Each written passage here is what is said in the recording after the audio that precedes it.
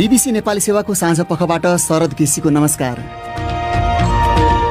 आज कार्यक्रममा कोरोना भाइरसबाट थप 100 जनाको मृत्यु, थपिए 5000 संक्रमित, सबैभन्दा उच्च संक्रमण दर कर्णालीमा।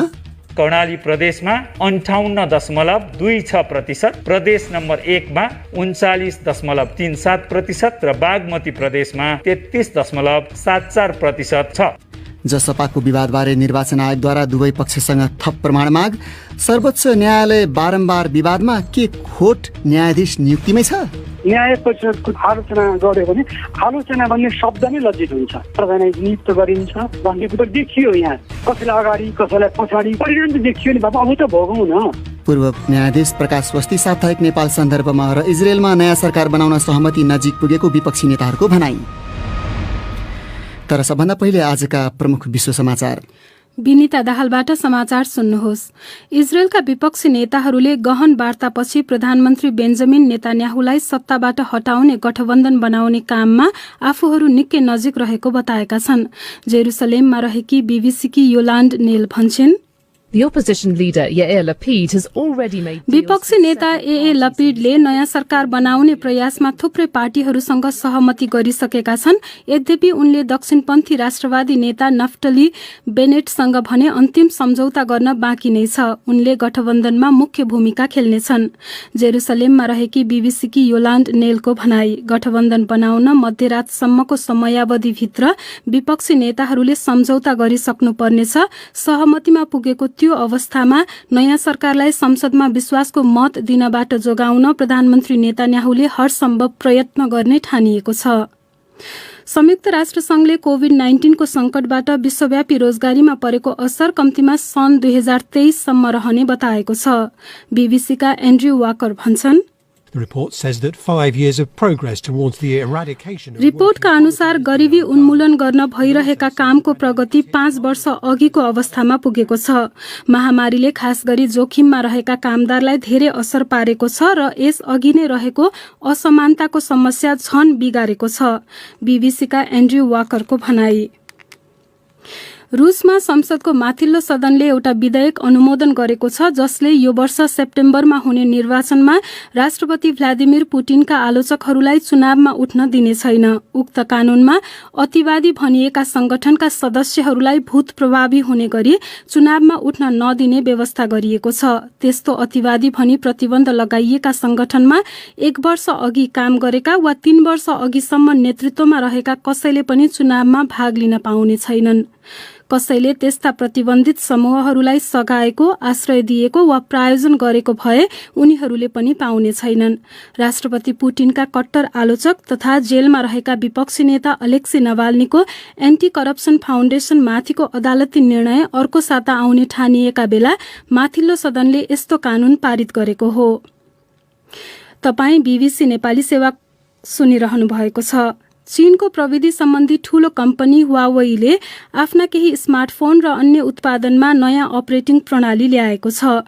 गुगलको एन्ड्रोइड र एप्पलको iOS को वर्चस्वलाई चुनौती दिँदै हुवावेले एसियामा यस्तो प्रणाली सञ्चालनमा ल्याएको हो। उक्त कम्पनीले बनाएका फोनहरूमा जीमेल जस्ता आवश्यक एपहरूको पहुँचमाथि अमेरिकाले रोक लगाएपछि एन्ड्रोइडलाई पूर्ण रूपमा ती फोनहरूमा काम गर्न दिइएको थिएन। हुवावेको हार्मोनी ओएस अहिलेसम्म केही स्मार्ट टिभीहरूमा मात्रै उपलब्ध छन्। यसलाई विश्वव्यापी रूपमा सञ्चालनमा ल्याउने बारे अहिलेसम्म कुनै मिति तय गरिएको छैन। एन्ड्रोइडलाई हुवावेले प्रत्यक्ष प्रतिस्थापन गर्ने हो कि भन्ने जिज्ञासालाई हुवावेले अस्वीकार गरेको छ। संयुक्त राष्ट्र संघको ट्राइब्युनलले सन् 2005 मा लेबननका प्रधानमन्त्री रफिक हरिरीको हत्याको अभियोग लागेका 4 जनालाई मुद्दा अभियोजन गर्ने कार्य आर्थिक संकटका कारण रोक्नुपर्ने हुन सक्ने बताएको छ। लेबननका लागि विशेष ट्राइब्युनलले तत्काल रकम उपलब्ध नगराए अर्को महिनाभन्दा अगाडि काम गर्न नसक्ने बताएको हो। र भारतको औषधि नियामक निकायले विदेशमा बनेका कोरोना भाइरस विरुद्धको खोप आयातलाई सहज बनाउन केही पूरा गर्नुपर्ने आवश्यकताहरूलाई छुट दिन लागेको बताएको छ। उक्त निकायका प्रमुखले खोपलाई विदेशी नियामकहरूले स्वीकृति दिए घरेलु परीक्षण आवश्यक नपर्ने बताएका हुन्। यो कदमले फाइजर र मोडर्ना खोपहरूलाई भारतमा प्रयोगका लागि बाटो खोलिदिएको छ। यो बीबीसी नेपाली सेवा हो।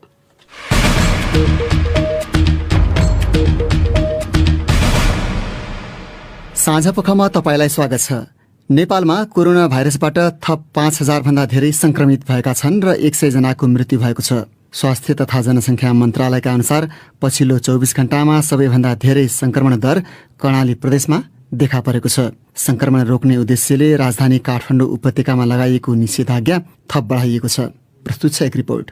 कोरोना भाइरसबाट गत शुक्रबार र हिजो 100 भन्दा कमको मृत्यु भएको तथ्याङ्क सार्वजनिक गरिएको थियो। स्वास्थ्य तथा जनसङ्ख्या मन्त्रालयका अनुसार आज त्यो संख्या फेरि 100 काटेको छ। तर पछिल्लो 24 घण्टामा संक्रमित हुने भन्दा संक्रमण मुक्त हुनेको संख्या धेरै नै छ। मन्त्रालयका प्रवक्ता डाक्टर कृष्णप्रसाद पौडेल, गत 24 घण्टामा कुल 5,316 जनामा संक्रमण पुष्टि भएको छ। विभिन्न स्रोतबाट प्राप्त तथ्याङ्कहरू सहित गर्दा 101 जनाको दुःखद निधन भएको तथ्याङ्क प्राप्त भएको छ। गत 24 घण्टामा कोभिड-19 संक्रमण मुक्त भएर 7,219 जना डिस्चार्ज पनि हुनुभएको छ। सोमबार यता 54,000 जनाको परीक्षण गर्दा 16,000 जना संक्रमित भेटिएका थिए। त्यस अवधिमा 20,600 जना संक्रमण मुक्त भएको मन्त्रालयको भनाइ छ। नेपालमा अहिले 1,02,000 जति सक्रिय संक्रमित छन्। तीमध्ये 95,000 होम आइसोलेसन र 7,000 जना संस्थागत आइसोलेसनमा छन्। मन्त्रालयका अनुसार पछिल्लो 24 घण्टामा देशभरको सरदर संक्रमण दर करिब 33% छ। तर कर्णाली प्रदेशमा सबैभन्दा उच्च छ। फेरि प्रवक्ता डाक्टर कृष्णप्रसाद पौडेल, गत 24 घण्टामा देशभरिको औसत संक्रमण दर 32.7% रहेको छ भने सबैभन्दा उच्च कर्णाली प्रदेशमा 58.26%, प्रदेश नम्बर 1 मा 39.37% र बागमती प्रदेशमा 33.74% संक्रमितहरू पत्ता लाग्नु भएको छ। बढ्दो महामारी नियन्त्रण र रोकथामको निम्ति काठमाडौँ उपत्यकामा लगाइएको निषेधाज्ञा जेठ 31 गतेसम्म थपिएको छ। केही खुकुलो बनाइएको भनिएको उक्त निषेधाज्ञाबारे चर्चा गर्दैछन् विष्णु पोखरेल। संक्रमण बढ्न थालेपछि काठमाडौँ उपत्यकाका 3वटै जिल्लामा सुरुमा गत वैशाख 16 गतेदेखि एक साताका लागि निषेधाज्ञा लगाइएको थियो। त्यसपछि त्यसको अवधि पटक पटक थप गर्दै जेठ 20 गतेसम्म कायम गरिएको थियो। त्यसलाई बढाएर जेठ 31 गतेसम्म पुर्याउने आज निर्णय गरिएको अधिकारीहरूले बताएका छन्। तर पहिलेका केही प्रावधानहरूलाई खुकुलो पारिएको जानकारी दिँदै आजको निर्णयबारे भक्तपुरका प्रमुख जिल्ला अधिकारी प्रेम प्रसाद भट्टराईले भने, खुकुलो भनेको खाद्यान्न किराना पसलहरू नगएका फुल्ने विकास निर्माणका सामग्रीहरू राति होस् त्यसो काम गर्छ। करिब 1 महिनादेखि निषेधाज्ञा गरिएको भए पनि पूर्ण रूपमा प्रभावकारी हुन नसकेको स्वास्थ्य मन्त्रालयका अधिकारीहरूको गुनासो बीच कोभिड-19 संकट व्यवस्थापन सम्बन्धी अध्यादेशले सजाय र जरिवाना तोकेको थियो। उक्त अध्यादेशलाई आधार बनाएर जिल्ला प्रशासन कार्यालयहरूले गत हप्तादेखि निषेधाज्ञालाई निकै कडा बनाएका थिए। पछिल्लो हप्ता संक्रमित हुनेहरूको संख्यामा केही कमी देखिएकाले निषेधाज्ञा पनि केही खुकुलो पारिएको अधिकारीहरूको भनाइ छ। तर अध्यादेशमा आधारित रहेर कुनै पनि बेला आवश्यकता अनुसार कदम चाल्न सकिने प्रमुख जिल्ला अधिकारीहरूले बताएका छन्। उक्त अध्यादेश अनुसार कुनै काम गर्न बाधा अवरोध सिर्जना गर्न नहुने र गरेमा 1 वर्षसम्म कैद वा 5 लाख रुपैयाँसम्म जरिवाना दुवै सजाय हुन सक्ने उल्लेख छ। मापदण्ड पालन नगरे 6 महिनासम्म कैद वा 3 लाख रुपैयाँसम्म जरिवाना वा दुवै सजाय हुन सक्ने अध्यादेशमा भनिएको छ। अनुमति बिना चलाइएका सवारी साधनलाई सुरक्षाकर्मीले निश्चित समयका लागि नियन्त्रणमा पनि लिन सक्नेछन्। विष्णु पोखरेल, बीबीसी, काठमाडौँ। अब अर्को विषय। निर्वाचन आयोगले जनता समाजवादी पार्टीको 2वटा खेमाबीच एक अर्कालाई कारवाही गर्ने निर्णयबारे दुवै पक्षसँग थप जवाफ माग गरेको छ। महन्त ठाकुर र उपेन्द्र यादव पक्षले एक अर्कालाई निष्कासन गरेको निर्णय आयोगमा पठाएका थिए। त्यसबारे आयोगका प्रवक्ता राजकुमार श्रेष्ठ, एक पक्षबाट 4 जनालाई र एक पक्षबाट 1 जनालाई पार्टीको साधारण सदस्यता समेत नरहने गरी निष्कासन गरिएकोले दल दर्ताको किताबमा चाहिँ विवरण अत्यावधि गरिदिन भनेर जानकारी पत्र आयोगमा दर्ता गराउनु भएको थियो। आज आयोगबाट दुवै पक्षलाई अनुसूची 18 बमोजिमको ढाँचामा आफ्नो विवरण पेश गर्नका लागि लेखी पठाइएको छ। एक पक्षको केन्द्रीय समितिको पदाधिकारीको हस्ताक्षर सहितको निर्णय प्रतिलिपि समेत पेश गर्न भनिएको छ। उनी थिए निर्वाचन आयोगका प्रवक्ता राजकुमार श्रेष्ठ। अब तपाईँकै प्रतिक्रिया र टिप्पणी साथीहरू रमा पराजुली र विनिता दाहालबाट। आज हामीले सामाजिक सञ्जाल फेसबुक र ट्विटरमा राखेको प्रश्न थियो, सरकारले नयाँ बजेटमा वातावरणीय प्रभाव मूल्याङ्कनको आधारमा खानीजन्य ढुङ्गा, गिट्टी, बालुवा निकासी गरी व्यापार घाटा न्यूनीकरण गरिने योजना राखेको छ, तर त्यसबाट चुरे क्षेत्रमा प्रतिकूल प्रभाव पर्न सक्ने चिन्ता व्यक्त हुन थालेको छ। यस विषयमा तपाईँको धारणा के छ? सानो ताम्राकार फेसबुकमा लेख्छन्, आर्थिक रूपमा फाइदा बेफाइदा के हुन्छ हिसाब गर्दै गरौँला, तर पहाडमा गर्मी छिराउन र मधेसलाई डुबान क्षेत्र बनाउन ठूलै मद्दत गर्ने पक्का छ। अब वातावरणीय प्रभाव कस्तो पर्ला वैज्ञानिकहरूले लेखाजोखा गर्लान्। व्यापार घाटा त सगरमाथासम्मको चट्टानै काटेर दिँदा पनि कम हुन गाह्रो छ। कञ्चनपुरबाट रमेश बहादुर बोहराको प्रतिक्रिया छ, पछिल्लो समय मानवीय क्रियाकलापले गर्दा सारा विश्व नै जलवायु परिवर्तनको चपेटामा परिरहेका बेला नेपालले व्यापार घाटा न्यूनीकरण गर्न नदीजन्य वस्तुको दोहन गर्नु सरासर गलत छ। अब के नेपालका राष्ट्रिय निकुञ्ज संरक्षण क्षेत्रलाई समेत घर घडेरी बनाएर बिक्री गर्ने? सबै मिलेर खबरदारी गर्न जरुरी छ। ठाकुर सिंह गुरुङको भनाइ छ, सरकारले ढुङ्गा, गिटी, बालुवा विदेश निकासी गरेर व्यापार असन्तुलन कम गर्ने त भन्यो, तर यो एकदमै गलत र निन्दनीय छ, किनकि अहिले चुरे क्षेत्रको दोहन भएर बाढी पहिरो जस्तो प्राकृतिक विपदको सामना गर्नु परिरहेको छ। झन विदेश नै निकासी गर्न थाल्ने हो भने त पिउने पानीसम्मको अभाव हुन सक्छ। त्यसैले सबैले यस विषयमा सरकारलाई दबाब दिनुपर्दछ। तर भुवन अर्याल लेख्छन्, सरकारको हरेक कुराको विरोध गर्नुपर्छ भन्ने छैन। वातावरण विनाश नहुने गरी उपलब्ध चुरे बाहेकका खास पहाडी क्षेत्रबाट ढुङ्गा, गिटी निकाल्न सकिन्छ। साथसाथै फलाम लगायतको खनिज उत्खनन गरेर पनि व्यापार घाटा कम गर्न सकिन्छ। देशमा जे छ त्यो बेच्ने न हो, जे कुराको पनि विरोध गर्नु गलत हो। हरि शर्माको भनाइ छ, भारतको उत्तर प्रदेश, बिहार, पश्चिम बंगाल र बांग्लादेशमा घर, सड़क, पुल लगायतका संरचना बनाउन ठूलो मात्रामा ढुङ्गा, गिट्टी र बालुवा आदि चाहिन्छ। हामीले निकासी गर्न सक्दा थुप्रैले रोजगारी पनि पाउने थिए। यो काम गर्दा वातावरणलाई नोक्सान भने हुनु हुँदैन। यसमा वातावरणविदहरूले राय दिन जरुरी छ। वातावरणको सुरक्षा गर्दै युवालाई रोजगारी सिर्जना गर्ने र वैदेशिक व्यापार सन्तुलन गर्न सबैले जोड दिनु जरुरी छ। शेषराज भट्टराईको मिल्दोजुल्दो धारणा छ। उनी लेख्छन्, आफूसँग भएको स्रोत साधन केही नचलाएर राख्ने हो भने विकास हुन सक्दैन। चलाउँदा त्यस क्षेत्रमा क्षति नहुने गरी चलाउनुपर्छ। देशमा भएको ढुङ्गा, बालुवा, गिटी, पानी, माटो, काठ निर्यात गरेर मनग्गे आम्दानी हुन्छ भने किन नगर्ने? गर्ने, अलिनु पनि नखाने, नुन ढिकी पनि नफोर्ने भनेर कहाँ हुन्छ? तर राजीव खत्री लेख्छन्, अधिकांश वातावरणीय अध्ययनहरू कागजमै सीमित छन्। नदीजन्य पदार्थ मात्र होइन, कुनै पनि प्राकृतिक स्रोतको सदुपयोग गर्नुपर्छ। निकासी गरेर व्यापार गर्नु सदुपयोग होइन, गहुँ बेचेर पाउरोटी खान्छु भने झैं हो। राष्ट्रिय गौरवको चुरे संरक्षण कार्यक्रममा नकारात्मक असर त पर्छ नै, साथै भावी पुस्तामाथि समेत घोर अन्याय हुन्छ।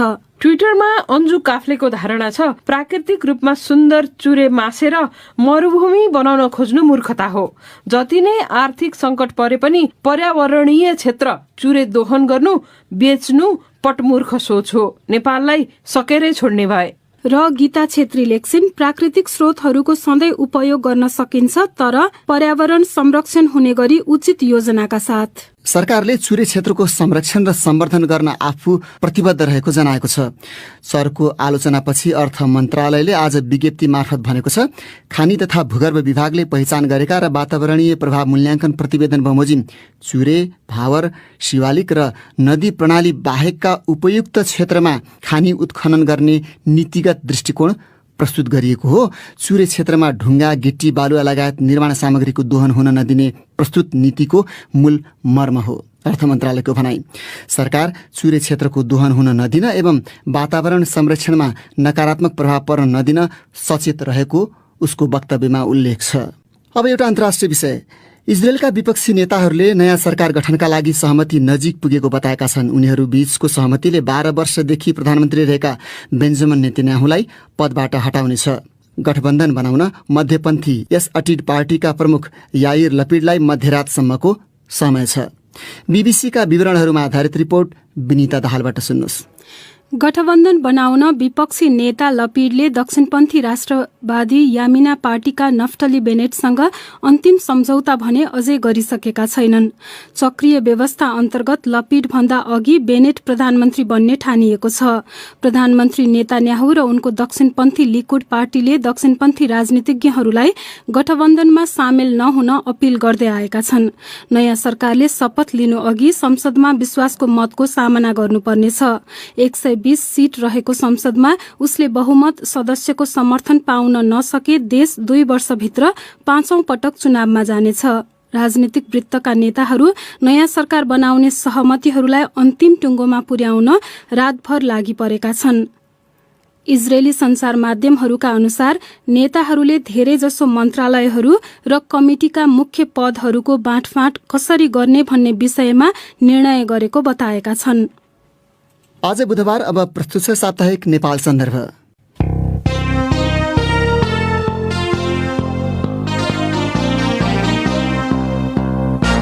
नेपाल सन्दर्भबाट विनिता दाहालको नमस्कार।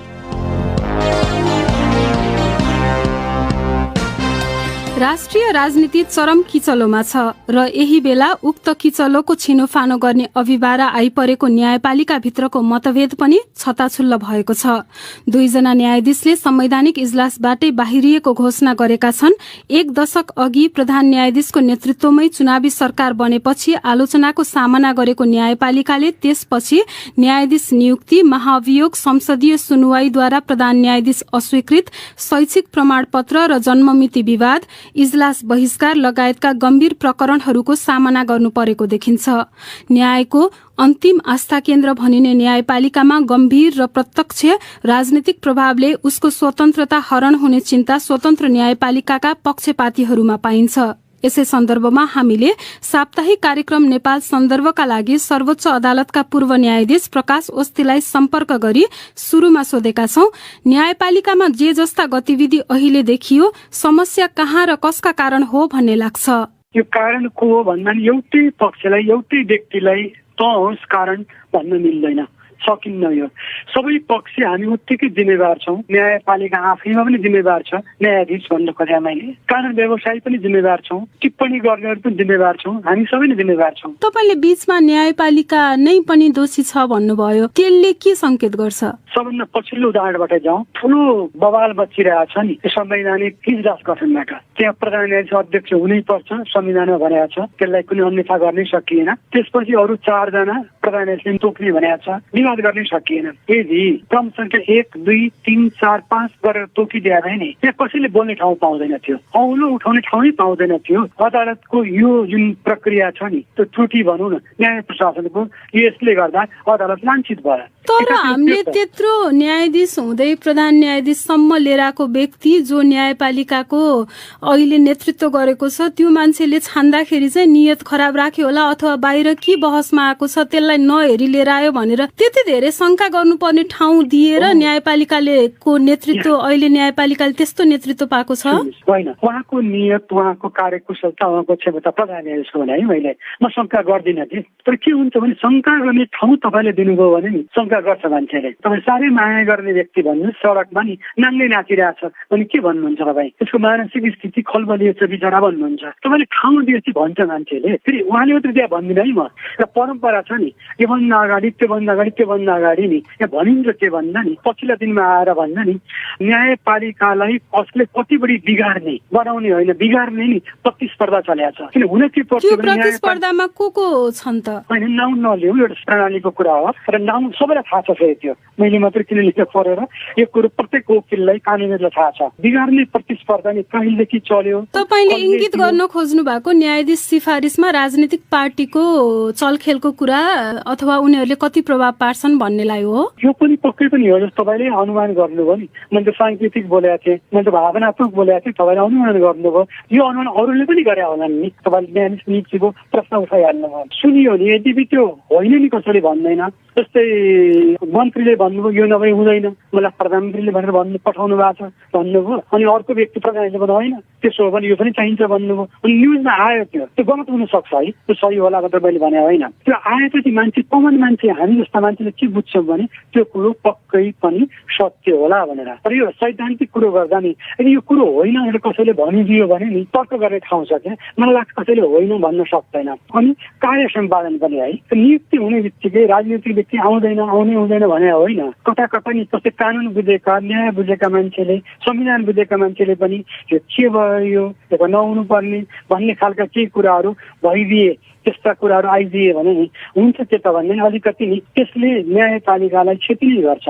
न्याय परिषदले सिफारिस गर्दाखेरि चाहिँ प्रधान न्यायाधीश यति वर्षपछि यो हुन्छ त्यही भएर अहिलेदेखि गर्ने भन्ने जुन एक किसिमको म्याच फिक्सिङ जस्तो गराएर ल्याउने पछिल्लो प्रवृत्ति छ, त्यसमा त अब सांसद जस्ता पनि ल्याउने, त्यो भनेको त राम्रो छवि भएकै भनिएका प्रधान न्यायाधीशहरू सम्मिलित भएपछि त के अपेक्षा गर्ने त? अनि अब आज तपाईँलाई म के भन्छु, न्याय परिषद नि यो आलोचना गर्यो भने नि आलोचना भन्ने शब्द नै लज्जित हुन्छ। त्यो स्थिति छ कि न्याय परिषदको नि कसरी बिग्रियो, विभिन्न कारणले बिग्रियो हो, प्रधान नियुक्त गरिन्छ भन्ने देखियो। त्यो होइन, त्यो नहुनु पर्ने थियो, तर देखियो। यहाँ कसैलाई अगाडि कसैलाई पछाडि कसैलाई साथ गर्ने कसैलाई के गर्ने परिणाम त देखियो नि बाबा। अब त भोगौँ न, अहिले जुन परिणाम आइरहेछ नि यो आज के होइन नि, यो त हिजो लगायौँ जिउ छोड्यौँ आज उर्कियो। यो चाहिँ सिस्टम बिग्रिएपछि के हुन्छ त टाइम दिँदैन, त्यस्तै हो। यो पाठ पूर्जा बिग्रिएको घडी गयो, कसरी बिग्रियो त्यही भनिदिनुहोस् न, कहाँनिर बिग्रिएको देख्नुहुन्छ अहिले चाहिँ यो? किनकि पछिल्लो समय जुन तरिकाले विवाद आइरहेको छ त्यो परिप्रेक्ष्यमा भनिदिनुहोस् न। यो परिप्रेक्ष्यमा के भन्नु पर्यो भने अहिले न्यायपालिकाका व्यवहारहरूबाट अहिलेका सृजित घटनाहरूबाट के भयो भने मान्छेले भन्ने ठाउँ बोल्ने ठाउँ दियो, चाहे त्यो न्यायाधीश नियुक्ति होस् विभिन्न कुरो भन्ने ठाउँ नदिनु सकिन्थ्यो। पूर्वजहरूले के गरे भन्दा कि त्यो ठाउँ दिएनन् उनीहरूले, एउटा सिस्टममा प्रणालीमा गए।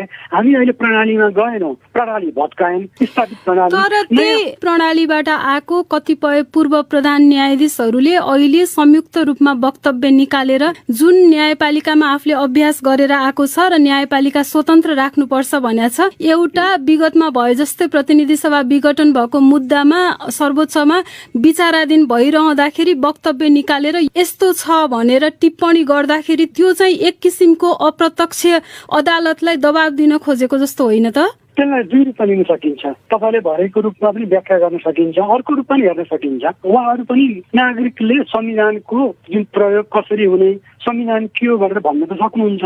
त्यो त उहाँहरूले लेख मार्फत भन्न सक्नु होला, समूह मिलेर वक्तव्य निकाल्ने र छुट्टै धारणा राख्ने आफू अभिव्यक्त हुने त फरक भयो नि त। लेखको रूपमा आउला, किताबको रूपमा आउला, वक्तव्यको रूपमा आउला, अन्तर्वार्ताको रूपमा आउला, त्यो जुन रूपमा होस् त्यो अभिव्यक्ति म समग्रमा एउटै सम्झिन्छु म चाहिँ। तर एउटा कुरो तपाईँलाई बताउँ, अगाडि त्यति कमजोर चाहिँ छैन है। चारजनाले यसो भन्नु त्यहाँ यसै गर्नुपर्छ भनेर जाँदैन, कसैले के भन्यो भनेर नि विचलित हुनुपर्ने स्थिति केही पनि रहँदैन। भन्नेले भन्न दिउन त्यसले महत्त्वै नदिए हुन्छ, बढी महत्त्व दिइरहनु पर्ने प्रश्न होइन। तपाईँले न्यायाधीशहरूको कुरा उठाउनु भयो, जस पछिल्लो घटनामा चाहिँ वकिलहरूले यो न्यायाधीश चाहिँ हुन हुँदैन भन्ने कुरा मात्रै उठाएनन् कि अरू दुईजना न्यायाधीशहरूले चाहिँ उहाँहरू बस्ने हो भने हामी बस्दैनौँ भन्ने कुरा पनि आयो होइन? न्यायाधीश बीच नै न्यायपालिका भित्रको यस्तो खालको विवाद बाहिर एकदम सतहमा देखा पर्यो नि त। एकदम दुर्भाग्य हो। पहिला के हुन्थ्यो भन्दा नि प्रधान न्यायाधीशले के गर्नुहुन्थ्यो, सबैको अभिभावकत्व लिनुहुन्थ्यो। हामी सबैको अभिभावक नि, अर्थात् त्यहाँ के हुन्थ्यो सहकर्मीको रूपमा व्यवहार गर्नुहुन्थ्यो र म हाकिम हुँ कानुन ल्याउनु भन्ने रूपमा गर्नुहुन्थ्यो व्यवहार। उहाँले सोध्नुहुन्थ्यो पनि आउनुहुन्थ्यो र त्यो यति गोप्य रहन्थ्यो नि, गोप्य रहन्थ्यो भित्र। ती यस्ता कुरा हुँदैन थियो भन्ने होइन, हिजो पनि हुन्थे फेरि बाहिर आउँदैन थियो। जस्तै दुईजना न्यायाधीशले एउटा राय दिनुभयो होइन हामीले बस्न मिल्छ भन्नुभयो, अर्को न्यायाधीशले अर्को राय दिनुभयो, त्यो सार्वजनिक भयो। त्यो सार्वजनिक हुँदा अब यही अदालतभित्र पनि गुटबन्दी रहेछ, प्रधान न्यायाधीशका पक्षधर एउटा विपक्षी रहेछन् भन्ने मौका आयो। यो मौका आउन दिनु हुन्थेन। यो पहिला पनि भन्ने सबै एकदमै सौहार्दपूर्ण सम्बन्ध हुन्थ्यो, म भन्दिनँ त्यो। र म तपाईँलाई एउटा उदाहरण जस्तै सम्झिनुहोस्, दुईजना न्यायाधीश भनौँ न, एकले अर्कालाई नाउँ सुन्न चाहँदैनथे अनि उसलाई के त्यो नाउँ बिगारेर भनिन्छ नि स्यामी भने जस्तै नि त्यो बिहेभ गर्थे एकअर्काले। अनि एउटाले गरेको कुनै सिद्धान्त बनाएको छ भने अर्कोले उल्टाउनै पर्थ्यो। डिभिजन बेन्चमै बस्दा पनि कले गरे खले उल्टाउनै पर्ने, खले गरे कले उल्टाउनै पर्ने, त्यस्तो पनि देखियो थियो। मैले भोगेको छु, आफै पनि भोगेको छु। तर यो नि जिल्लामा बस्दाखेरि एकदम सौहार्दपूर्ण श्रीमान भनेर पालिस गरिन्थ्यो। त त्यस्तो हुँदाखेरि पनि यो कुरो कहिले पनि बाहिर आएन। मैले तपाईँलाई आज एउटा आलङ्कारिक रूपमा यो कुरो भने र मैले पनि झुटो बोलिरहेको छैन। फेरि यो विवाद चलोस् बढोस् भन्ने नि एकातिर आगोमा घिउ हाल्ने पनि हुन्छन्। कोही हुन्छन् होइन यो बाहिर जानु हुँदैन भन्ने हुन्छ क्या। किनभने यसको कहाँ घटिरहेछ जन आस्था गर्छ। किन अदालत भने कस्तो संस्था हो भन्दा नि सबैको विश्वास नि कसैले तपाईँ गाली गर्नुहोस् अथवा के भन्नुहोस् राजनीतिक कुरो जे होस् म अदालत जान्छु एउटा उसले के भन्छ त्यति आस्था गर्छ। यो न्यायाधीश हुन्छ र यो हुन्न भन्नुको अर्थ चाहिँ न्यायिक स्वतन्त्रताको निम्ति भनेर बुझ्ने कि यो चाहिँ आफ्नो पक्षलाई हावी गराउनको लागि भनेर बुझ्ने त? होइन 10 मिनटमा त सबै भन्न सकिन्न। म मूल कुरो मात्रै भन्छु। यसलाई कुन कोणबाट हेर्न उचित हुन्छ भन्दा नि जस्तै वकिलहरूले त्यो भन्न उचित थियो कि थिएन एउटा प्रश्न है। यो न्यायाधीश यो बेन्चमा नराखियोस् भनेर यहाँका लगभग प्रति वकिलहरूले नै भन्नुभयो र भन्नुपर्ने स्थिति के सिर्जना भयो त्यो कारण पनि त हेर्नु पर्यो नि होइन र। उहाँहरूले भन्न उचित थियो थिएन भन्ने कुरो नि भन्दा पनि कारण पनि उहाँहरूले कारण पनि दिनुभयो बेन्चमै। त्यो भन्नुपर्ने स्थिति परिस्थितिको निराकरण गरौँ के। रोग के हो रोगको यो मान्छे रोगी भनेर नछुट्याउँ को रोगी छ नछुट्याउँ। रोग के हो त्यो चिनौँ पहिला। रोगको औषधि के त्यो खोजौँ। बिग्रिसक्यो बताउनु भइसक्यो विजेदी हुने भइसक्यो भनौँ जहाज डुबिसक्यो भनौँ। पूर्व न्यायाधीशको हैसियतले तपाईँले अहिले न्यायपालिकामा हेर्दाखेरि त्यो रोग के हो र त्यसको औषधि के हो अन्तिममा भनिदिनुहोस् न। यो रोग जुन छ नि यति जटिल छ नि एक शब्दमा भन्न सकिन्न। यसको लागि गहन एउटा अध्ययन चाहिँ हुनुपर्छ है। फेरि बिना पूर्वाग्रह रहित हुनुपर्दछ। अध्ययन गर्ने भने अध्ययन समिति बना प्रतिवेदनले छन्काइदियो त्यो होइन। यदि संविधान संशोधन गर्नुपर्छ भने त्यो पनि गर्न तयार हुनुपर्छ। राजनैतिक प्रतिबद्धता पनि चाहियो। पहिला पनि त भएको छ नि राजाको पालामा शाही आयोगै बनाएको छ 2वटा। त्यसपछि पनि सर्वोच्चले आफ्नै लेभलबाट पनि टिम बनाएको छ। अहिले पनि छ नभएको होइन। तर त्यो के हो थन्काउनको लागि बनाएको प्रतिवेदन हो कि लागू गर्नको लागि हो। लागोस् 3 महिना 4 महिना 6 महिना किन यो वर्षौं बिग्रिएको एकै दिनमा बन्दैन। फेरि र यो कहाँनिर गल्ती छ त सिस्टम नि मैले देखिरहेको छु। मैले नि म पोइन्ट आउट गरेर भन्न सक्छु यो यो यो यो क तर मलाई भन्नु कतिपय कुरो नि म सार्वजनिक रूपले सार्वजनिक मिडियामा भन्न नसकौँला सक्दिनँ म। तर के चाहिँ मलाई थाहा छ मैले प्रत्यक्ष रूपमा बोले है म सबै कुरो जान्दछु भने होइन। यस्तै कुरो अरू साथीहरूलाई अरू पूर्व न्यायाधीशहरूलाई बालवाला न्यायाधीशहरूलाई कानुन व्यवसायीहरूलाई सबैलाई थाहा छ नागरिकलाई पनि थाहा छ। त्यो थाहा भएको कुरोहरू देख्दा कलेक्सन त गरौँ न। अनि समस्या कहाँ छ समस्या छ समस्या भयो आज त्यसलाई दुर्भाग्य नै भन्नुपर्छ। यो घटना होइन दुर्घटना हो यो। यसरी यो मूल कारण के हो भन्ने कुरो हामी नभनेर हामी तालतुल गर्छौँ क्या। यो टाउको दुखेन सिटामेल ज्वरो सिटामेल खाउँ घटिहाल्यो घटे चाहिँ भएन नि। ज्वरो किन आयो भन्ने कुरो नहेर्ने। ज्वरो त विभिन्न कारण शरीरको कुनै संयन्त्रमा गडबडी भएपछि नै आउँछ। ज्वरो हो आइसक्यो ज्वरो त आइरहेछ टाइफाइडै भइसक्यो ज्वरो मात्रै होइन। अब यो हामीले समाधान गरेनौँ भने बिरामी मर्छ भने जस्तै हामी त्यो स्थितिमा पुग्न खोजिरहेछौँ। उनी थिए सर्वोच्च अदालतका पूर्व न्यायाधीश प्रकाश ओस्ती। हवस् त नेपाल सन्दर्भ आजलाई यति नै। र नेपाल सन्दर्भ प्रस्तुत गर्दै थिइन् विनिता दाहाल। हामी बीबीसी नेपाली सेवाको साँझ पखबाट बोलिरहेका छौं। सर्वोच्च अदालतका पूर्व न्यायाधीश प्रकाश वस्तीको धारणा तपाईलाई कस्तो लाग्यो कृपया प्रतिक्रिया पठाउनुहोला। अब अन्त्यमा प्रमुख विश्व समाचार संक्षेपमा। इजरायलका विपक्षी नेताहरूले गहन वार्तापछि प्रधानमन्त्री बेन्जामिन नेतान्याहुलाई सत्ताबाट हटाउने गठबन्धन बनाउने काममा आफूहरू निकै नजिक पुगेको बताएका छन्। संयुक्त राष्ट्रसंघले कोभिड-19 को संकटबाट विश्वव्यापी रोजगारीमा परेको असर कम्तीमा सन् 2023 सम्म रहने बताएको छ। रूसमा संसदको माथिल्लो सदनले एउटा विधेयक अनुमोदन गरेको छ जसले यो वर्ष सेप्टेम्बरमा हुने निर्वाचनमा राष्ट्रपति भ्लादिमिर पुटिनका आलोचकहरूलाई चुनावमा उठ्न दिने छैन। चीनको प्रविधि सम्बन्धी ठूलो कम्पनी हुवावेले आफ्ना केही स्मार्टफोन र अन्य उत्पादनमा नयाँ अपरेटिङ प्रणाली ल्याएको छ। गुगलको एन्ड्रोइड र एप्पलको iOS को वर्चस्वलाई चुनौती दिँदै हुवावेले एसियामा यस्तो प्रणाली सञ्चालनमा ल्याएको हो।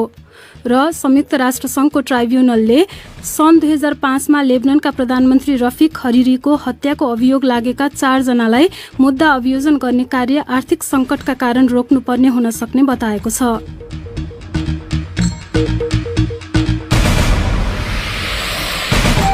हवस् त यसका साथै बीबीसी नेपाली सेवाको साँझ पख यही सकिन्छ। अब हामी भोलि बिहान 7:15 बजे बिहानी पख लिएर आउनेछौँ। त्यस बेलासम्मका लागि हामी सबैलाई बिदा दिनुहोस्। नमस्कार।